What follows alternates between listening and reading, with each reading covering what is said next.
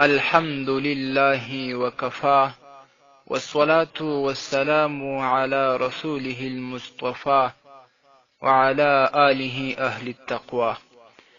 قدرمندو یو محترم ورور پوښتنه کړې ده چې که میلمانه راسي د سفر څخه او دلته وخت د لمانځه وي، نو که موږ د میلمه په احترام کې لمونځ قضا کو، دا جایز ده او که نه؟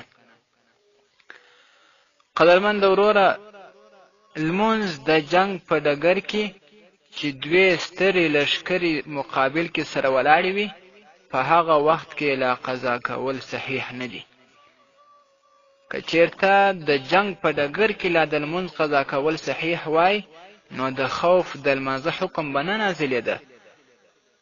د جنگ په ډګر کې چې لا قضا کول صحیح نه دي، د خوف په لمونځ نازل سو، د هغه طریقه چې نیم سیب په یوه لمونځ کوي او نیم به بیا خو قضا کوي بې نه.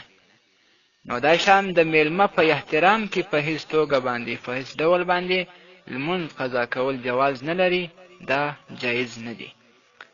افقي مسایل دا راخیستې ده مسله، او دوی ته حواله مولانا محمد رفعت قاسمي رحمت الله تعالی علیه ورکړې ده په خپل کتاب کې چې هغه د سفر مسلې دي په صفحه 102 کې.